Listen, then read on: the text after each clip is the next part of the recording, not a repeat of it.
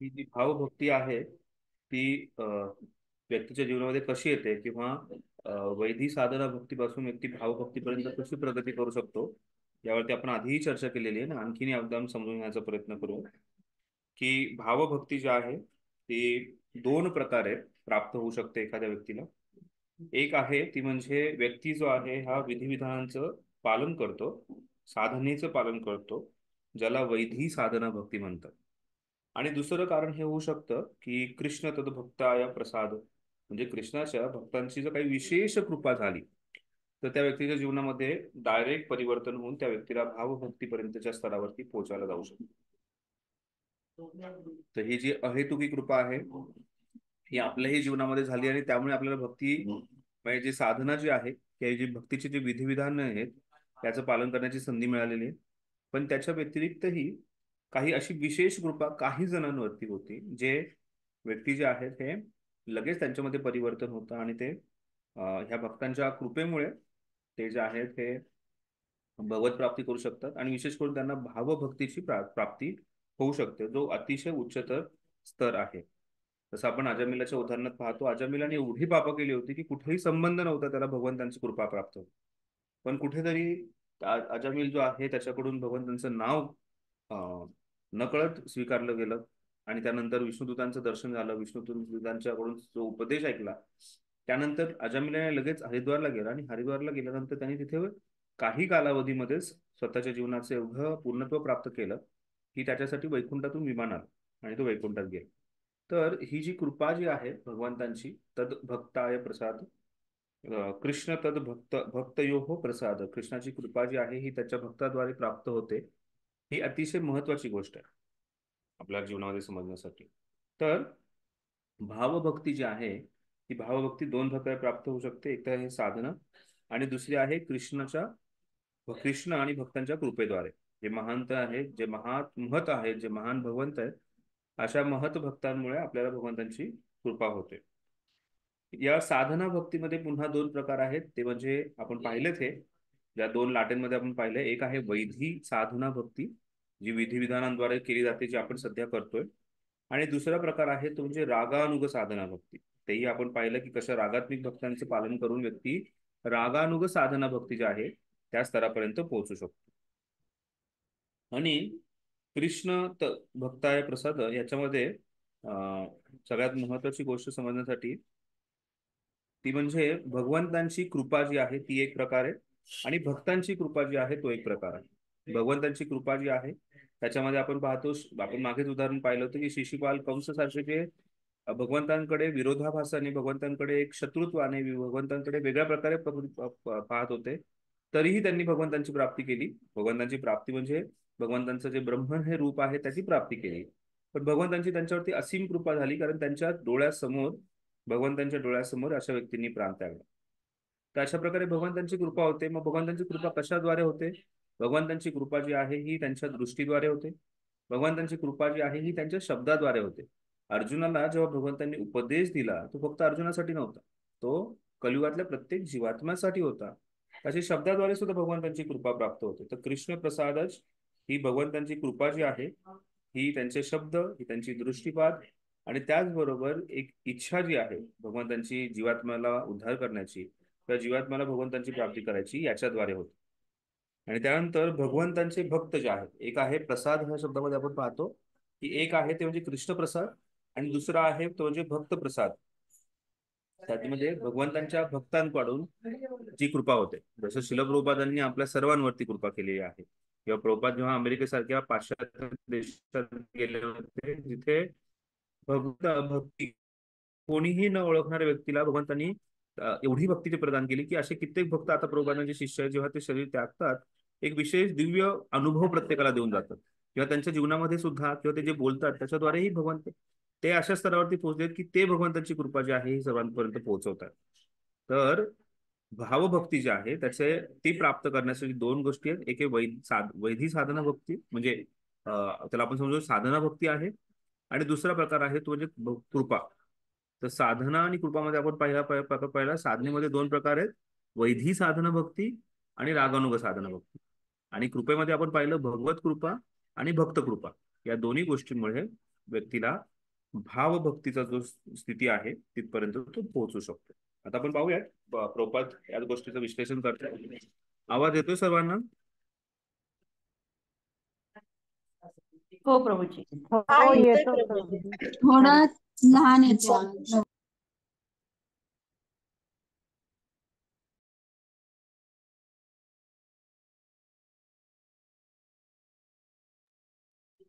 वैधी भक्तीचे योग्य रीतीने पालन केल्यानंतर एखाद्याला वास्तविक रूपाने दिव्य पदाची प्राप्ती होऊ शकते. हे दिव्य पद प्रकृतीच्या 3 गुणांच्या पलीकडे स्थित असते आणि त्यावेळी भक्तांचे हृदय सूर्याप्रमाणे प्रकाशमान होत असते. सूर्य सर्व ग्रहताऱ्यांच्याही पलीकडे असतो, त्यामुळे कोणत्याही प्रकारचा ढग सूर्याला आच्छादित करू शकत नाही. त्याचप्रमाणे ज्यावेळी एखादा भक्त सूर्याप्रमाणे शुद्ध होतो, त्यावेळी त्याच्या शुद्ध हृदयातून भाव उदित होतो आणि तो भाव सूर्यप्रकाशाहून अधिक तेजस्वी असतो. अति महत्वाची गोष्ट आहे की भक्ताला जेव्हा भावभक्तीची प्राप्ती होते तर तो इतका तेजोमय होतो, तेजोमय होण्यापेक्षा की त्याच्यावरती जी भगवंतांप्रती जी उत्कंठा आहे, प्रेम आहे, भगवंतांचा जो संबंध आहे तो एवढा उच्च स्तरावरती आहे की त्याची तुलना करताना सांगितले सूर्यप्रकाशापेक्षाही कितीतरी महान आहे. केवळ त्यावेळी त्यांची श्रीकृष्णावर आसक्ती पूर्णपणे समजली जाते व स्वाभाविकपणे तो श्रीकृष्णांची भाव प्रेमात सेवा करण्यासाठी उत्सुक होतो. तर हा जो स्तर आहे हा अतिशय महत्वाचा आहे. भावभक्तीचं स्तर ते आपलं ध्येय, ते आपलं जीवनाचं प्रमुख उद्देश आहे. आणि ह्या ध्येयामध्ये किंवा ह्या उद्देशामध्ये कशा प्रकारे तो व्यक्ती पोहोचतो की स्वाभाविकपणे त्याला कसल्या प्रकारचे कृत्रिम प्रकार करायची गरज पडत नाही, त्याला स्वतःला कष्ट, स्वतःच्या मन बुद्धी अहंकाराला सुद्धा कष्ट द्यायची गरज पडत नाही. स्वाभाविकपणे त्याची भगवंतांप्रतीची उत्कंठा आहे, भगवंतांप्रतीचे प्रेम जे आहे हे दृष्टीपदात येते. त्यांची श्रीकृष्णाची भावप्रेमात सेवा करण्याची तो साठी उत्सुक होतो.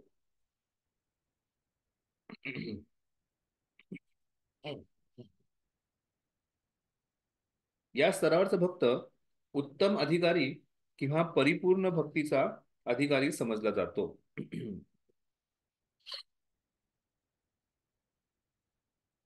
कोणत्याही प्रकारचे भौतिक स्नेह अशा भक्ताला विचलित करू शकत नाही.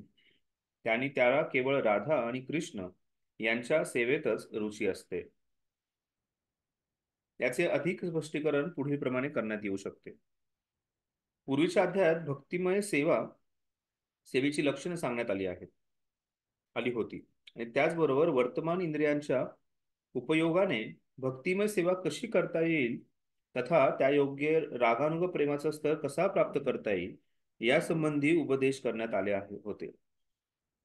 तसेच वैदिक भक्ती आणि रागानुभक्ती या 2 प्रकारच्या भक्तिमय सेवांचीही चर्चा करण्यात आली होती. वैदिक भक्तीचे 2 प्रकार होत, एक आहे साधना आणि दुसरी सिद्ध भक्ती. भक्तिमय सेवेच्या सिद्ध अवस्थेला भाव असे म्हणतात. या संदर्भात तंत्रशास्त्रामध्ये असे म्हटले आहे की भाव ही शुद्ध भगवत प्रेमाची परमावस्था असते, प्रथम अवस्था असते आणि त्यामध्ये अश्रुपात तथा अंग पुलकित होणे या प्रकारची लक्षणे दिसून येतात. ही लक्षणे नेहमीच प्रकट होतात असे नाही, तर ती कधी कधी दिसून येतात. त्यावेळी दुर्वास मुनींमुळे अमरीश महाराज पेच प्रसंगात सापडले होते. त्यावेळी त्यांच्या भगवंतांच्या चरणकमलांचे चिंतन केले आणि परिणामतः त्यांचे शरीर पुलकित होऊ लागले तथा त्यांच्या नेत्रातून अश्रुधारा वाहू लागल्या. ही सर्व भावाची लक्षणे आहेत. रोमांच, अश्रुपात इत्यादी रूपात भाव प्रकट होत असतात. या लक्षणांचे बाह्य स्वरूप संपुष्टात आल्यावर ती मनात राहतात आणि हा भाव ज्यावेळी मनात सतत वास करतो त्यावेळी त्या अवस्थेला समाधी असे म्हणतात. हा आस्वादन करण्याचा स्तर श्रीकृष्णांसह भविष्यातील प्रेममयी लीला करण्याचे कारण होत असतो.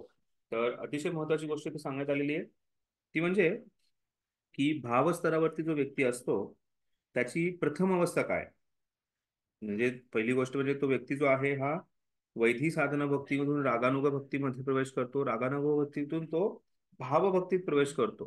त्यामुळे कधीही व्यक्तीने अपरिपक्व अवस्थेमध्ये कृत्रिमरित्याने उड्या मारू नये किंवा इकडून तिकडे स्वतःला त्या स्तरावरती समजू नये. आणि हे समजून सांगताना सांगितलंय की जी भावभक्तीचा स्तर आहे त्याची प्रथम अवस्था, पहिली परिस्थिती अशा प्रकारे की तो व्यक्तीच्या अश्रुधारा चालू होतात किंवा त्याचं अंग पुलकित होतं. रोमांच कंपा श्रुतरंग भाजो वंदे गुरु श्री चरणारविंदम. तर तो रोमांच जो आहे तो दिसून येतो त्या व्यक्तीच्या जीवनामध्ये, आणि तो वारंवार तो दाखवत नाही, ती कधीतरी तो अवस्था दाखवतो. तर ही प्रथम अवस्था जी आहे, हे पुलकित होणं, अश्रुधारा होणं, ही जी आहे ही प्रथम अवस्था आहे, त्याचं वर्णन करण्यात आलेलं आहे.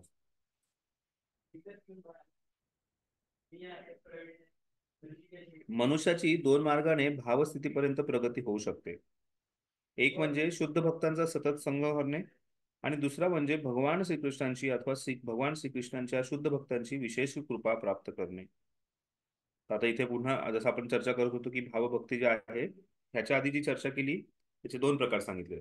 एक आहे ती म्हणजे साधना भक्तीचं वर्णन करण्यात आलेलं आहे की भावभक्ती कशा प्रकारे प्राप्त होते. एक आहे साधना भक्ती, आणि या साधना भक्तीची पूर्णत्व म्हणजे सिद्ध भक्ती. या दोन प्रकारचं वर्णन करण्यात आलेलं आहे. आता वर्णन जे करण्यात येत आहे ते आहे ते म्हणजे कृपा, प्रसाद जो आहे, म्हणजे कशा प्रकारे भावभक्ती प्राप्त होऊ शकते त्याचं वर्णन कर. हरे एक, कृष्ण प्रभूजी. हा हरे कृष्ण. प्रभूजी, साधना भक्ती आणि सिद्ध भक्ती असं व्याख्या द्यायची म्हणली तर कसं सांगता येईल? साधना भक्ती जी आहे त्याच्यामध्ये दोन प्रकार नक्कीच आहेत. साधना भक्ती जी आहे त्याच्यात आपण पाहू शकतो की जी वैधी साधना भक्ती आणि रागानुगा साधना भक्ती, आणि रागानुगा साधना भक्तीनंतर जो व्यक्ती प्राप्त करतो ती सिद्ध भक्ती आहे. म्हणजे भावभक्तीची प्रथम अवस्था आहे, त्याला आपण सिद्ध भक्ती म्हणू शकतो, की ते सिद्धत्वापर्यंत गेलेलं आहे, त्यांनी त्याची प्राप्ती केलेली आहे भावभक्तीची. त्यामुळे प्रभुपाद इथं वाक्य लिहित आहेत की सिद्ध भक्ती म्हणजे भावभक्तीची प्राप्ती करणे. ठीक आहे. सिद्ध भक्तीलाच रागानुगा भक्ती म्हणता येईल का? सिद्ध भक्तीला रागानुगा भक्तीच्याही वरचा स्तर आपण समजू शकतो. अच्छा, ओके. पण तो साधनेद्वारे आलेला आहे, तो विधिविधानाद्वारे आलेला आहे. त्यामुळे त्याला त्याच्यामध्ये तुलना करताना प्रभुपाद सांगतात एक आहे साधना भक्ती, दुसरी आहे सिद्ध भक्ती असं सांगतात. पण ती, आणि जेव्हा आपण साधना भक्ती जी आहे त्याची चर्चा करतो त्याच्यामध्ये प्रभुपादांनी दोन प्रकार सांगितलेत. एक आहे म्हणजे ती म्हणजे वैधी साधना भक्ती, दुसरी आहे रागानुगा साधना भक्ती. पण रागानुगा साधना भक्तीमध्ये व्यक्ती उत्स्फूर्तपणे स्वाभाविकपणे काहीतरी गोष्टी करतो, पण तो नेहमी करत नाही, किंवा त्याच्याकडून काही विधिविधानांचं पालन व्यवस्थित होत नाही, किंवा काहीतरी अपराध असतात. पण जो व्यक्ती सिद्ध भक्त आहे त्याने ते सिद्धत्वाची प्राप्ती केलेली आहे. ठीक आहे. येस प्रभूजी. अजून काही विचारायचं कोणाला? हरे कृष्ण. हरे यस. कृष्ण प्रभुजी. हा प्रभुजी, मग जेव्हा वैधी भक्तीच्या स्तरावर प्रगती करतो एखादा साधक, तर मग त्याच्या जे साधनेचे जे नियम असतात, आता जसं आपण जप करतो, वाचन करतो, आणि ह्या ज्या वेगवेगळ्या आपण साधन भक्ती करतो, तर त्याला ती गरज राहत नाही का करायची? किंवा तो म्हणजे काय असतो त्याचे? चांगला प्रश्न आहे की जो व्यक्ती सिद्ध भक्ती किंवा ज्याला आपण भावभक्ती समजू शकतो त्या स्तरावरती गेल्यानंतर त्याला हे करायची गरज नाहीये, नियमांचे पालन करायची गरज पडत नाही. कारण त्याच्यामध्ये ते एवढं स्वाभाविक होतं नियम पालन करणं की ती गोष्ट बाह्य रूपाने करण्याची त्याला गरजच पडत नाही, किंवा त्याला कृत्रिमरित्याने त्याला करायची ती गरजच पडत नाही, त्याच्याकडून त्या गोष्टी होतात. जसं भगवंतांचं नामस्मरण करण्यासाठी आपल्याला सांगितलं की कमीत कमी 16 माळांचा जप करा किंवा 64 माळांचा जप करा, हे विधान सांगितलेले आपल्याला, विधी सांगितलेली आहे. हे विधिविधान आपल्याला का सांगितलंय? कारण आपल्या मनाला आणि बुद्धीला, अहंकाराला त्या प्रकारे आपल्याला वळण देणं फार गरजेचं आहे. पण जो व्यक्ती त्या स्तरावरती पोहोचलाय त्याच्यासाठी 64 माळा नाही, त्याच्यासाठी निरंतर भगवंतांचं स्मरण, निरंतर भगवंतांचं नामस्मरण करणं हे त्याच्यासाठी इतकं स्वाभाविक होऊन जातं की त्याला ते करायची गरज पडत नाही. दुसरी गोष्ट, त्या स्मरणाचा किंवा त्या विधिविधानांचा त्याच्यावरती एवढा प्रभाव आहे की त्याच्यातून त्याच्यामध्ये अष्टविकार प्रकट होतात. आणि अष्टविकार प्रकट होणं म्हणजे अतिशय उच्च स्तर आहे. त्याच्यामध्ये त्याचं भगवंतांची जी प्रेम अवस्था आहे त्याची, ती त्या स्तरावरती पोहोचली की त्याला खरंच गरज पडत नाही कुठल्याही विधिविधानांचं पालन करायचं. पण तरीही तो उत्तम अधिकारी स्वतःला मध्यम स्थितीमध्ये आणतो, जेणेकरून सामान्य जन जे आहेत हे विचलित होणार नाही.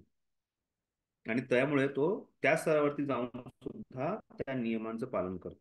आणि त्यामुळेच आपण पाहतो प्रभुपाद सुद्धा नेहमी हातात जपमाळ घेऊन जप करायचे, हे दाखवण्यासाठी त्यांना गरज नव्हती पण तरीही ते करायचे. किंवा प्रभुपादांनी सुद्धा प्रत्येक ठिकाणी दंडवत करणे किंवा जे नियमांचं पालन करणे, कारण सामान्य जनांना विचलित करून चालत नाही. कारण सामान्य जन जे आहेत हे यद्यत आचरती श्रेष्ठ तत्तस्तेवे तरोजना, ते श्रेष्ठ व्यक्ती जसे करतात तसंच करणार आहेत. आणि त्यामुळे सामान्य जणांना विचलित न करून ते स्वतःला मध्यम स्थितीवरती आणतात आणि तरीही सगळ्या विधिविधानांचं पालन करतात. याला आपण असं समजू शकतो त्यांना गरज नाहीये, पण तरीही समाजात कसल्याही प्रकारची विचलित होऊ नये लोक, त्यामुळे ते विधिविधानांचं पालन करतात. आणि दुसरी गोष्ट म्हणजे त्यांच्यामध्ये ते स्वाभाविक आहे की त्यांना एक्सटर्नली किंवा त्यांना आपल्यासारखा प्रयत्न करायची गरज पडत नाही, त्यांच्याकडून ते आपोआप होतं. ठीक आहे. हो प्रभूजी, म्हणजे सतत त्यांचं निरंतर चिंतन चालू असतं भगवंतांचं. म्हणजे जसं आपण श्वास घेतो तसं त्यांचं हरिनाम किंवा भगवंतांचं चिंतन, स्मरण, लीला भगवंतांच्या हे. गुण, रूप, लीला आणि नामामध्ये ते नेहमी ऍब्झॉर्ब असतात. पूर्णपणे ते त्याच्यामध्येच लीन असतात त्या गोष्टीमध्ये. त्यांना प्रत्येक ठिकाणी भगवंतांचा वास होतो, त्यांना प्रत्येक ठिकाणी भगवंत आणि त्यांची सेवा, त्यांची प्रसन्नता हे इतकं स्वाभाविक असतं. आपण त्याला प्रयत्न करतो की भगवंतांना प्रसन्न करायचा आपला प्रयत्न असतो, त्यांच्यासाठी प्रयत्न हा प्रकार येत नाही. त्यांच्यामध्ये एवढं स्वाभाविक आहे की त्यांना प्रत्येक गोष्टीमध्ये भगवंतांची प्रसन्नता करण्याचं कार्य होतं.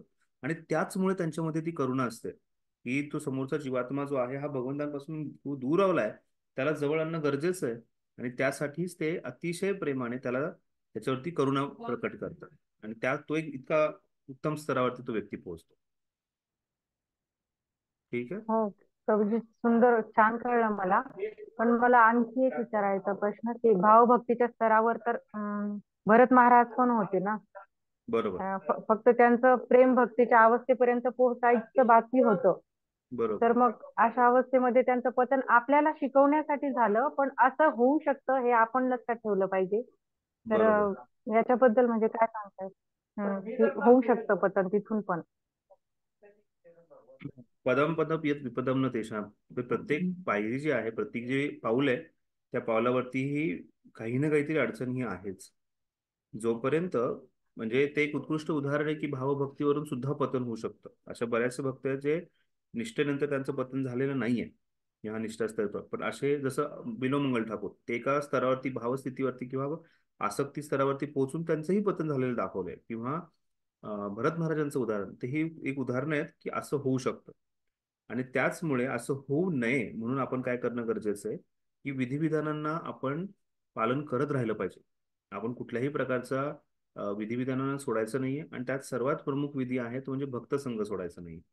भरत महाराजांच्या गोष्टीतून आपण ही गोष्ट शिकतो की भक्त संघ सोडणं ही चुकीची गोष्ट आहे. आता तिथे जाऊन असा व्यक्ती म्हणू शकत नाही की एकांतिक भक्ती माझी, मी एकांतिक भक्ती करत राहील. एकांतिक भक्ती जी आहे ही आपल्या कुठल्याही प्रकारात स्वीकार केलेली नाहीये. तर चैतन्य महाप्रभूने एकांतिका भक्ती करायची तर चैतन्य महाप्रभू कुठेही निघून जाऊ शकत होते. पण चैतन्य महाप्रभू एक भक्त रूपात आल्यानंतर भक्त संघ किती महत्वाचा आहे. म्हणजे चैतन्य चरितामृतचा विचार केला तर चैतन्य चरितामृत मध्ये भगवंतांच्या संघापेक्षाही जास्त भक्त संघावरती जास्त भर दिलेला आहे. तर त्यामुळे तो एक अतिशय महत्वाचा एक विधी आहे, तो एक अतिशय महत्वाचं विधान आहे, सगळ्यात महत्वाची गरज आहे ती. त्यामुळे त्या उदाहरणातून आपण पाहतो की काहीही झालं तरी भक्त संघ हा माझ्यासाठी फार गरजेचा आहे. आणि त्यामुळे जसं मी काही दिवसापूर्वी एका वरिष्ठ भक्ताची चर्चा करत होतो आणि ते सांगत होते की एक भक्त आहे, ते म्हणे की मला नाही यायचं इस्कॉन मध्ये, बास झालं, मी माझी घरीच भक्ती करणार, मला कळालं भक्ती काय करायची. कारण त्यांचं कोणातरी एका भक्ताशी वाजलं होतं. मग त्यावेळेस प्रभूजी त्याला तेच समजून सांगत होते की बाबा हे नक्कीच होणार आहे, हे कुठेही जा तुम्ही, कारण भौतिक संसारात आहोत, कलियुगात आहोत, ह्या गोष्टीचा नक्कीच कुठे ना कुठे होणार आहे. पण असं आहे का की सगळे 100% भक्त तुमच्या विरोधात आहेत? नाही. काही भक्त तुमच्याबद्दल हितचिंतक आहेत, काही तुमची काळजी घेतात, काही तुमच्याबद्दल अतिशय असं काहीतरी जिव्हाळा आहे. मग अशा अवस्थेमध्ये तुम्ही त्या भक्तांचा विचार करून आणि भगवंतांचा विचार करून येणं गरजेचं आहे. पण हा भक्त संघ सोडून गेला तर तुमचं नुकसानच होणार आहे. तर तशाच प्रकारे ह्या उदाहरणातून आपण पाहतो की भावभक्ती असो किंवा प्रेमभक्तीचाही स्तर प्राप्त झाला असता तरी भक्त संघ जो आहे हा महत्वाचा आहे.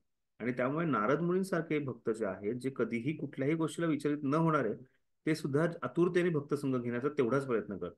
जसं नारद मुनी सगळीकडे प्रवास करतात, कशासाठी करतात? जेणेकरून ते जास्तीत जास्त भक्तांचा संघ घेऊ शकतात. तर त्यामुळे या विधानाचं पालन तर आपल्याला कुठल्याही स्तरावरती गेल्यानंतर करायचंय. आणि दुसरी गोष्ट, जरी भावभक्तीवरती तो व्यक्ती गेला तरीही तो व्यक्ती त्या गोष्टीची जाणीव ठेवून नक्कीच तो भगवंताच्या भक्तांचा संघ घेतो. जसं प्रभुपाद आता आपण वाक्य वाचलं, त्या वाक्यात प्रभुपाद सांगतात की त्याला अश्रुधारा येतात, तो पुलकित होतो, पण तो नेहमी त्या गोष्टी दाखवत नाही. किंवा आपण बाकी चैतन्य महाप्रभू किंवा बाकीच्या भक्तांच्या जीवनातही पाहतो किंवा प्रभुपादांच्या जीवनात, म्हणजे प्रभुपादांना प्रभुपाद किती वेळा सांगू शकत होते की त्यांचं काय पंथ सिद्ध देह काय हे प्रभुपाद सांगू शकत होते, पण प्रभुपादांनी कधीही त्या गोष्टीचं वर्णन केलं नाही. पण आणि तरीही प्रभुपाद म्हणजे एवढं सगळ्या त्या स्थितीवरती असताना सुद्धा प्रभुपाद जे आहे, जे स्वतः भगवंतांनी त्यांना पाठवलं किंवा त्यांना 27 अवतार म्हणून म्हटलं जातं, अशा व्यक्तीने सुद्धा प्रत्येक विधिविधानांचं पालन केलं. त्यामुळे एखादा व्यक्ती असेल की भावभक्तीच्या स्तरावरती मी पोहोचतोय, मला विधिविधानांचं पालन करायची गरज नाहीये आणि मी आज माझं जीवन एकांतिक भक्ती करेल किंवा माझं जीवन जसं जगायचं असेल, तो खूप मोठ्या भ्रमात आहे. आणि त्यासाठी भरत महाराज किंवा अशा बाकी काही महत्वाच्या आचार्यांचं उदाहरण देताना आपल्याला समजतं की त्या स्तरावरती पोहोचल्यानंतर सुद्धा जरी गरज नसली तरी आपल्याला विधिविधानांचं पालन करायचं. ठीक आहे दादाजी. हो प्रभूजी, धन्यवाद प्रभू. अजून कोणाला काही विचारायचं आहे?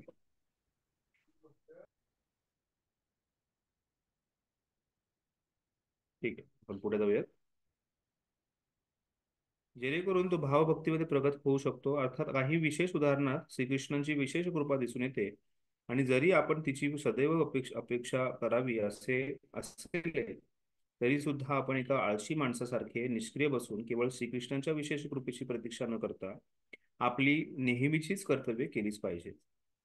या संदर्भात असे उदाहरण देता येईल की एखाद्या मनुष्याने कधीच शाळा किंवा महाविद्यालयात जाऊन अध्ययन केलेले नसते, परंतु तरी देखील त्याला त्याला एका महान विद्वान म्हणून प्रतिष्ठा मिळते किंवा एखाद्या विश्वविद्यालयातून त्याला सन्मानाची पदवी प्राप्त होते. असे असतात, ऑनररी डिग्रीज देतात बऱ्याच वेळा. अमुक अमुक व्यक्ती जो आहे हा डॉक्टर अमुक अमुक आहे, पण तो कधी केलेला नसतो, त्यांनी पीएचडी केलेली नसते. तथापि याचा अर्थ असा नव्हे की एखाद्याने शाळेत जाणे टाळावे व आपोआप विश्वविद्यालयातून सन्माननीय पदवी प्राप्त होण्याची अपेक्षा करावी. तर प्रत्येकाच्या जीवनात होत नाही.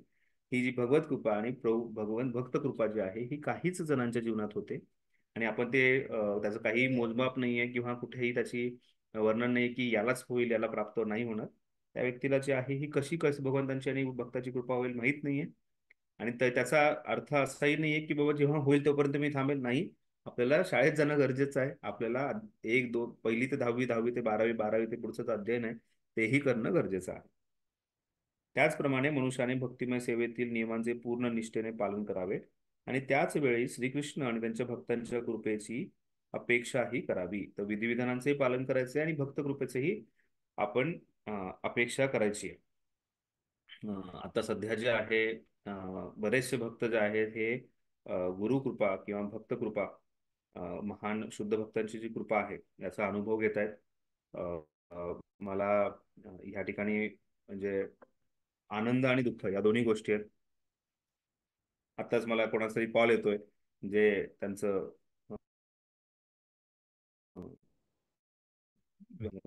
काल झालं त्याच्याबद्दल. तर माझी इच्छा होती की याच्यावरती मी थोडं आपल्या भक्तिशास्त्री ग्रुपमध्ये चर्चा करावी, कारण आपल्या भक्तिशास्त्री ग्रुपमध्ये बरेचसे भक्त जे आहेत त्यांना 27 तारखेला कृपा प्राप्त झाली आणि बरेचसे भक्त जे आहेत त्यांना 28 तारखेला डबल कृपा प्राप्त झाली. म्हणजे तुम्ही मला चुकीचं समजून घेऊ नका, पण फार मला म्हणजे मी ह्या गोष्टीचा पूर्ण 2 दिवसाला विचार करतो आणि इनिशिएशन कमिटीमध्ये असल्यानंतर आम्हाला बऱ्याचशा भक्तांशी बोलणं होतंय आणि बऱ्याचशा भक्तांबरोबर या गोष्टीचा वार्तालाप होतोय. बरंच काही चालू आहे. आपल्यापैकी बऱ्याचशा भक्तांना दीक्षा मिळाली, काही भक्तांची दीक्षा प्रोसेस बऱ्यापैकी पूर्ण झाली आहे, पण तो जी शेवटची जी हातात माळ मिळण्याची जी वेळ होती ती काही कालावधीसाठी पुढे ढकलली गेलेली आहे. तर याच्याबद्दल थोडंफार बोलायचं होतं. पहिली गोष्ट मी बोलू इच्छितो ती म्हणजे कशा प्रकारे डबल कृपा प्राप्त झाली. हे जे वाक्य मी बोललो, कारण जेव्हा दीक्षा नाही मिळाली त्याची भक्तांना दुःख झालं, होणारच, स्वाभाविक आहे. आम्हालाही त्या गोष्टीचं खूप दुःख झालंय. इथे बसून म्हणजे आम्ही जी काही बरीच चर्चा होती त्या चर्चेचं हे एकच कन्क्लुजन होतं की गुरु महाराजांची तब्येत जी आहे ही ठीक व्हावी आणि त्यानंतर गुरु महाराज जे आहेत आपल्या भक्तांवरती कृपा द्यावी, ही प्रार्थना जी आहे ही वारंवार चालू होती सर्व भक्तांनी. आणि ही जेव्हा प्रार्थना चालू होती त्या बरेच काही मिश्र विचार येत होते. असं का झालं, असं व्हायला नको होतं किंवा ह्या गोष्टीचं होण्याच्या वाटेनं कारण काय. तर पहिली गोष्ट मी सांगू शकतो नक्कीच की जेवढं आपल्याला दुःख होतंय त्याच्यापेक्षा 10 पटीने जास्त जे आहे हे गुरु महाराजांना ह्या गोष्टीचं नक्कीच दुःख होईल. कारण जेव्हा ही बातमी आली होती 27 तारखेलाच की महाराजांची तब्येत ठीक नाहीये, म्हणजे अशी परिस्थिती झाली की 27 तारखेचे काही भक्त जे आहेत शेवटचे 70 भक्त त्यांनाही दीक्षा नाही मिळणार इथपर्यंत चर्चा झाली. तेवढी महाराजांची तब्येत खराब झाली होती, महाराज बसूही शकत नव्हते. आणि त्यानंतर मग विनंती केली वरिष्ठ भक्तांनी गौरांग पुंडे राधेश्याम पुंडे. आणि हा नारद आपल्या पूर्वजन्माचे वर्णन करतात आणि आपण भावस्तरावर ते कसे प्रगत होत झाले आहोत हे स्पष्ट करतात. ते महान भक्तांच्या सेवेमध्ये राहून त्यांच्याकडे श्रीकृष्णांच्या लीला कथा आणि कीर्तन श्रवण करीत असत. अशा शुद्ध भक्तांच्या मुखातून श्रीकृष्णांसंबंधी लीला कथा आणि कीर्तन ऐकल्यामुळे त्याविषयी त्यांच्या हृदयात आकर्षण निर्माण झाले. ते या विषयाचे श्रवण करण्यासंबंधी इतके उत्सुक होते की हळूहळू त्यांच्यामध्ये श्रीकृष्णांविषयी भावप्रेम उत्पन्न झाले. हा भाव प्रकट होणे ही शुद्ध प्रेमाची पूर्वीची अवस्था असते, कारण त्याच्या पुढच्या श्लोकात नारद मुनी यांची पुष्टी करतात की त्या महान साधूंकडून हळूहळू श्रवण केल्यामुळेच त्यांचे भगवत प्रेम विकसित झाले. या संदर्भात नारद मुनी श्रीमद भागवतात 1:5:28 असे म्हणतात, पावसाळ्यातील दिवस मी त्या महात्म्यांच्या संगतीत व्यतीत केले. प्रतिदिन सकाळ संध्याकाळ त्यांचे हरे कृष्ण महामंत्राचे कीर्तन ऐकून माझे हृदय हळूहळू शुद्ध झाले. मी ध्यानपूर्ण श्रवण केल्यामुळे माझ्यावरील रजगुण आणि तमगुणाचा प्रभाव नाहीसा होत गेला आणि मी भगवंतांच्या भक्तिमय सेवेत अढळपणे स्थित झालो.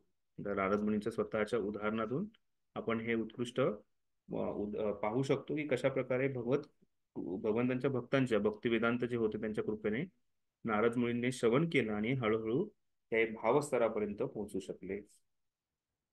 शुद्ध भक्तांचा केवळ संग केल्याने मनुष्याला भाव अवस्था कशी प्राप्त होते असे हे स्पष्ट करण्यात अशी अनेक उदाहरणे आपल्याला आढळतात. म्हणून मनुष्याने सकाळ संध्याकाळ सतत हरे कृष्ण महामंत्राचे कीर्तन करणाऱ्या शुद्ध भक्तांचे संग करणे आवश्यक आहे. त्यामुळे त्याचे हृदय शुद्ध होऊन तो श्रीकृष्णाविषयी शुद्ध प्रेम विकसित करू शकेल. मला आठवतं आमच्या आश्रमात माझे एक मित्र होते. ते म्हणजे आपल्या सर्वांना शक्य होऊ शकत नाही त्यामुळे ते पण नाही, पण ते नेहमी प्रभुपादांचा हरे कृष्ण महामंत्राचं कीर्तन जे आहे ते आपल्या पॉकेटमध्ये ठेवायचे आणि 24 तास म्हणजे झोपताना तर असायचं. त्याच्या व्यतिरिक्त इकडे तिकडे चालताना बोलताना तिलक लावताना स्नान करताना तो हरे कृष्ण महामंत्र ऐकायचा. म्हणजे भागवत कथेत नाही, भागवत श्रवण करताना किंवा जप करताना नाही, पण त्याच्या व्यतिरिक्त जास्तीत जास्त वेळ जे आहे ते प्रभुपादांच्या हरे कृष्ण मंत्राचं कीर्तन ऐकत. आपल्या की बरेचसे भक्त सुद्धा घरामध्ये प्रभुपादांचं हरे कृष्ण कीर्तन लावून ठेवतात, कारण ह्या शुद्ध भक्तांनी गायलेलं हे कीर्तन जे आहे त्याचा प्रभाव आपल्यावरती खूप छान प्रकारे होतो आणि ते आपल्याला नक्कीच त्या स्तरावरती घेऊन जाऊ शकतो. आणि त्यामुळे जेव्हा कधी आपल्याला संधी मिळेल श्रवण करायची शुद्ध भक्तांद्वारे, ती कधीही संधी दवडू नये. त्याचा जास्तीत जास्त लाभ आपल्याला घेणं गरजेचं आहे. याची पुष्टी श्रीमद भागवतातील 3:25-25 या श्लोकात करण्यात आली आहे. तेथे भगवान कपिल देव म्हणतात, हे माते, मनुष्य जेव्हा शुद्ध भक्ताच्या खऱ्या अर्थाने संग करतो तेव्हा त्याला माझ्या भक्तिमय सेवेचे दिव्य शक्तीचा उदात्त अनुभव घेता येतो. दुसऱ्या शब्दात सांगायचे तर ज्यावेळी एक शुद्ध भक्त बोलतो त्यावेळी त्याचे शुद्ध शब्द श्रोत्यांच्या हृदयात परिवर्तन घडवून आणतात.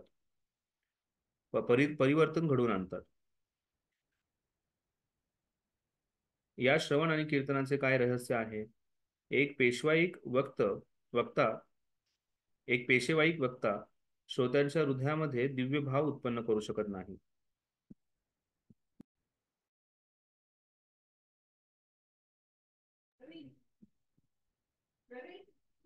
या श्रवण आणि कीर्तनाचं काय रहस्य आहे? एक पेशवाईक वक्ता श्रोत्यांच्या हृदयात दिव्य भाव उत्पन्न करू शकत नाही. तथापि भगवत सेवेमध्ये रमलेला साक्षात्कारी भक्त ज्यावेळी बोलतो त्यावेळी त्याच्या वचनांचे श्रोत्यांच्या मनात आध्यात्मिक जीवन प्रेरित करण्याची शक्ती असते. म्हणून मनुष्याने सतत अशा शुद्ध भक्तांच्या संगतीत अभिलाषा करावी. अशा अनन्य भक्तांची संगत व सेवा करून नवोदित भक्त निश्चितच पूर्ण पुरुषोत्तम भगवंतांविषयी प्रेम, आसक्ती, भक्ती विकसित करू शकतो. त्याचे बरेचसे भागवत कथाकार असतात, ते जेव्हा प्रवचन देतात लोक तिथे रडतात, हसतात, बरंच काही त्यांना भाव प्रकट होतो, पण घरी गेल्यानंतर सर्व गोष्टी विसरून जातात. त्यानंतर त्यांच्या जीवनातल्या सगळ्या गोष्टी ते विसरून जातात. पण शुद्ध भक्ताची परिस्थिती अशी नसते. शुद्ध भक्तांनी त्या क्षणी जरी त्याच्यात परिवर्तन दिसलं नाही तरी नंतर नक्कीच त्या व्यक्तीच्या जीवनामध्ये परिवर्तन हे अटळ आहे. आणि याचं उत्कृष्ट उदाहरण म्हणजे आपले जगद्गुरु श्रील प्रभुपाद. पद्मपुराणात एका नवोदित भक्ताची कथा येते.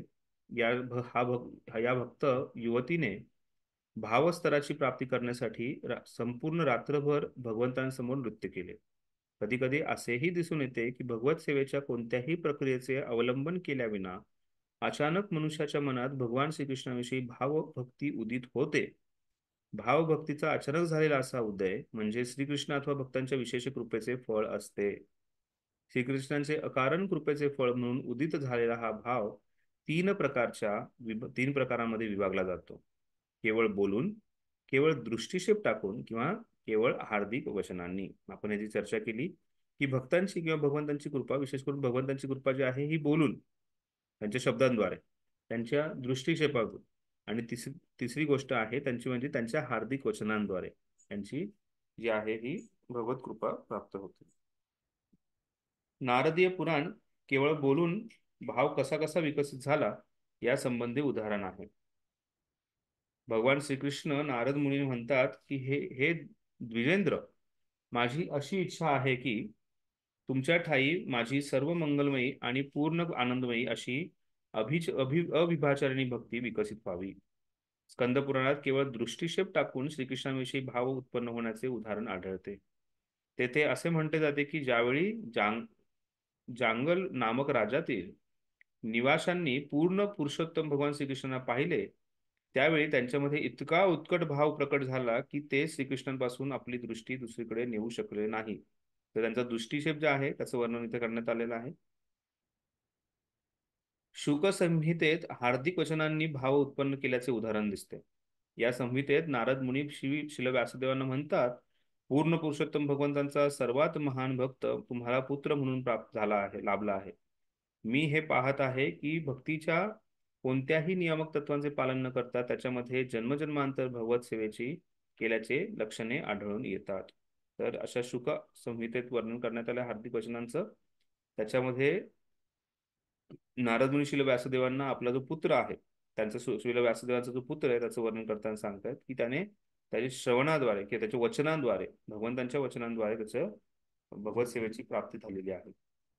श्रीकृष्णांविषयीच्या भावप्रेमसंबंधातील श्रीमद भागवतातील 7:4-36 या श्लोकामध्ये नारद मुनी महाराज युधिष्ठिरांना उद्देशून म्हणतात की हे राजन, प्रल्हादाचे चरित्र कथन करणे अत्यंत अवघड आहे.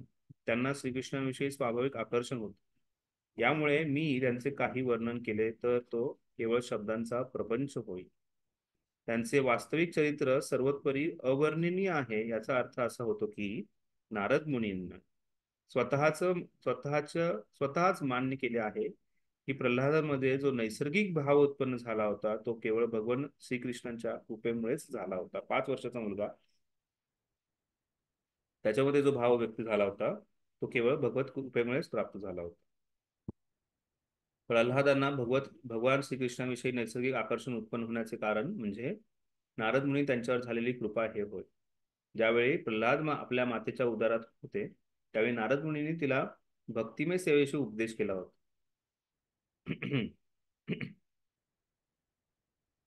त्याचवेळी नारद मुनींना मनामध्ये अशी इच्छा होती की या स्त्रीच्या उदरातील बालकाने त्यांचा उपदेशाचा लाभ घ्यावा. प्रामाणिक भक्त आणि पूर्ण पुरुषोत्तम भगवंतांचे महान पार्षद असणाऱ्या नारदांनी प्रल्हाद महाराजांकरिता इतक्या मंगलमय कामना केल्यामुळे प्रल्हादामध्ये महान भक्ताचे सर्व गुण उत्पन्न झाले. यास नैसर्गिक आकर्षण असे म्हणतात. हे पूर्ण पुरुषोत्तम भगवंतांच्या किंवा नारद मुनींसारख्या महान भक्तांच्या विशेष कृपेनेच प्राप्त होत असते.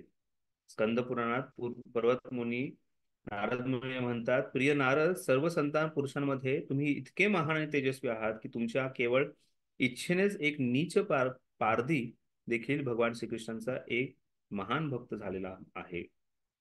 अशा भावप्रेमाचे 5 प्रकार असतात आणि त्याचे वर्णन श्री गोस्वामी पुढील अध्यायात करत आहेत, केलेले आहे. हरे कृष्णा. तशा प्रकारे आपण पाहतो भावभक्ती जे आहे त्याचे 2 प्रकार. त्याच्यामध्ये साधना आणि कृष्ण तद्भक्ताय भक्तयो प्रसाद. साधना भक्तीमध्ये वैदिक साधना भक्ती आणि रागानुग साधना भक्ती, आणि कृष्ण तद्भक्त प्रसादामध्ये कृष्ण प्रसाद आणि भक्त प्रसाद या दोन्ही गोष्टी महत्वाच्या आहेत.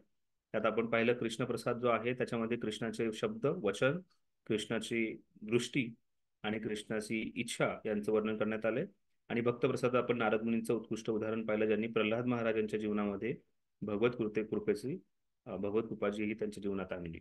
अशा प्रकारे भावभक्ती जी आहे ही व्यक्तीला एकतर वैदिक साधन भक्तीद्वारे आणि दुसरी म्हणजे प्रसाद म्हणजे कृपेद्वारे प्राप्त होते. याचं आतापर्यंत आपण विश्लेषण केले. त्यानंतर आपण पुढचे जे 5 प्रकार आहेत त्याचे उद्या चर्चा करू. कोणाला काही प्रश्न विचारायचे आहेत? प्रभूजी, येस. कृष्णाप्रती शुद्ध प्रेमाचं पहिलं लक्षण काय सांगता येईल? कृष्णासाठी शुद्ध प्रेमाचं पहिलं लक्षण काय? हम्म. तर जर शुद्ध प्रेम म्हणण्यापेक्षा आपण त्याला भावभक्ती किंवा प्रेमभक्ती याच्यात समजण्याचा प्रयत्न करूया. आणि तो जो व्यक्ती प्रभुपादांनी जसं समजून सांगितलं, जो व्यक्ती भावस्तरावरती किंवा प्रेमस्तरावरती आहे त्याला त्याच्यामध्ये अष्टविकारांचं प्रकटीकरण होतं.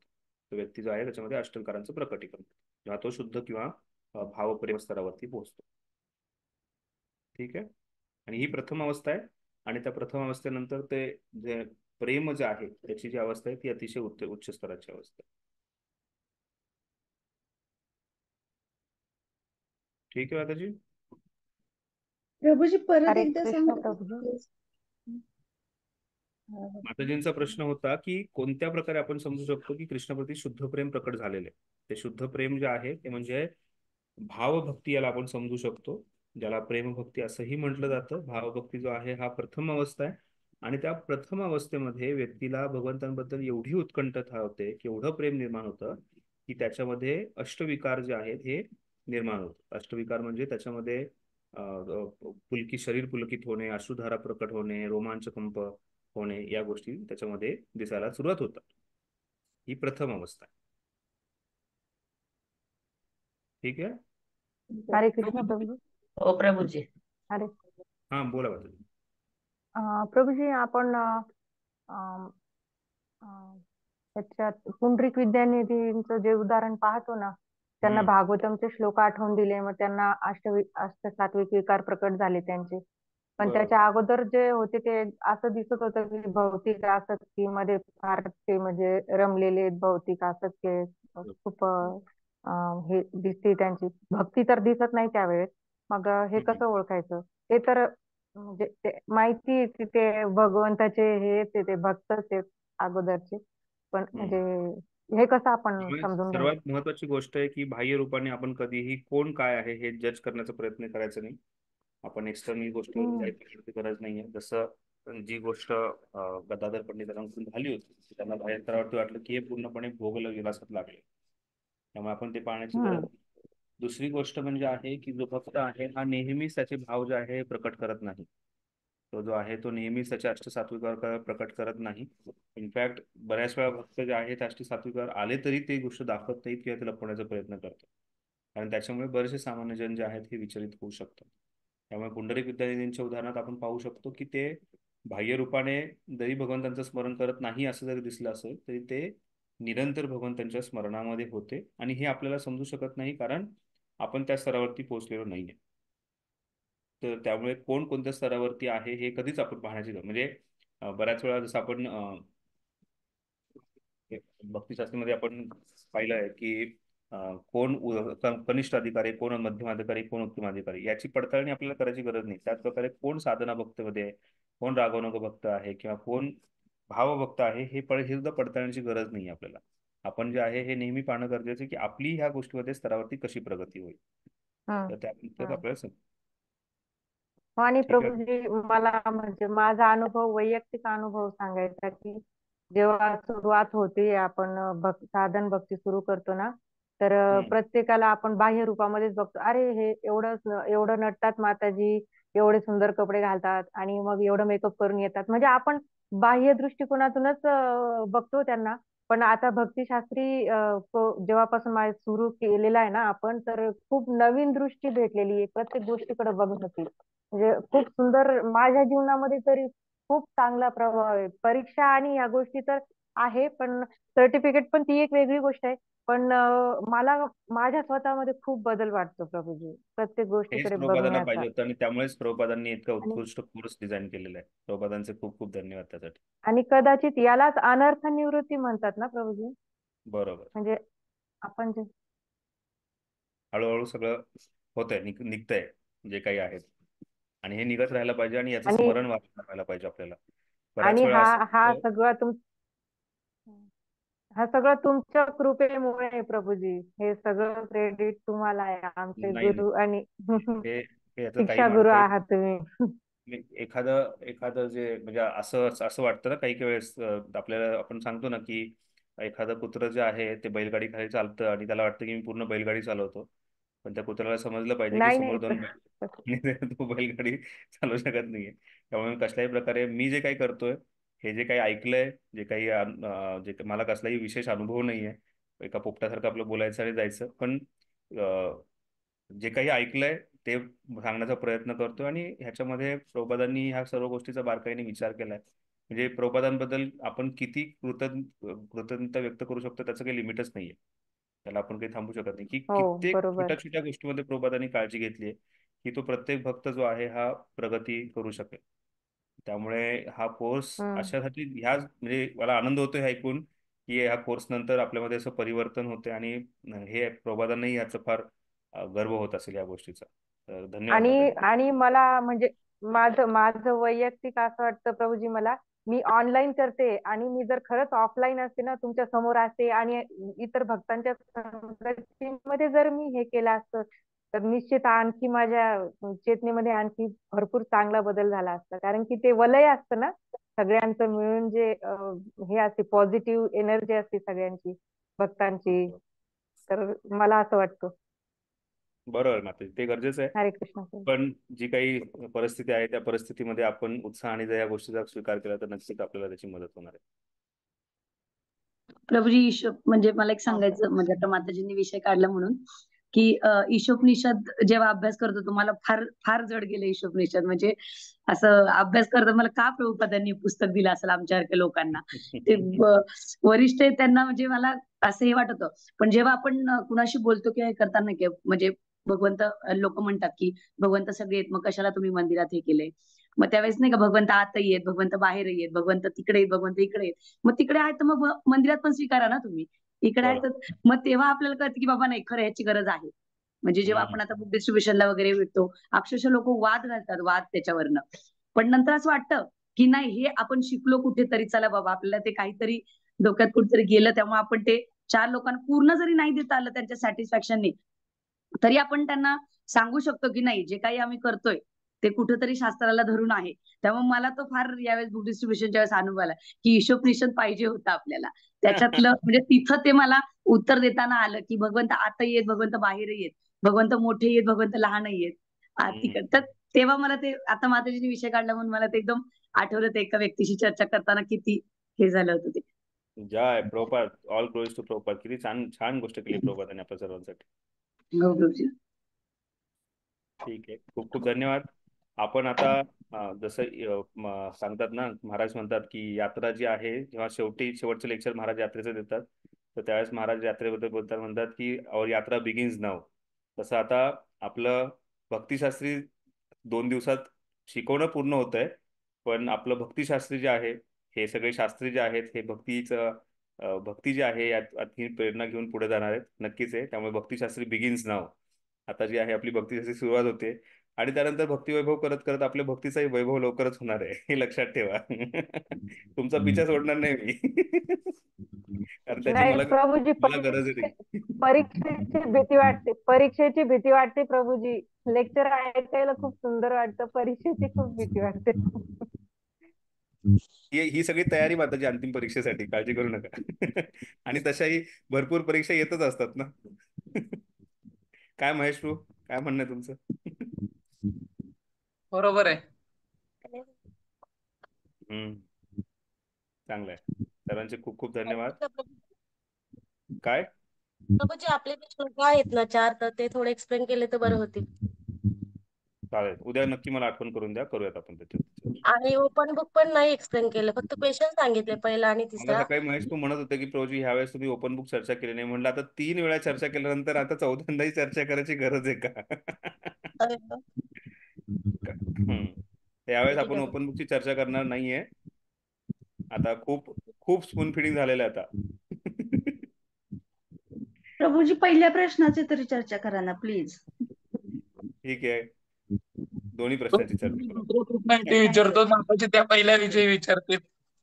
बरोबर, काही पहिले म्हणतील, काही दुसरे म्हणतील, त्यामुळे आपण दोन्हीची चर्चा करू. प्रभूजी सगळ्यात शेवटी केली तरी चालेल. 19वा अध्याय संपला की मग तुम्ही शेवटीच करा पहिले- प्रभूजी, म्हणजे डोक्यात राहील म्हणजे परीक्षेपर्यंत. पुढच्या वर्षी बेसिकली पुढच्या वर्षी चर्चा करायची. येस प्रभू, हो, बरोबर. पुढच्या वर्षी बरोबर. तुम्हाला. चालेल चालेल, धन्यवाद. हरे कृष्णा. श्रील प्रभुपाद की जय. जय. रूप गोस्वामी पाद की प्रभुजी. जय. रसामृत सिंधू की जय. अरे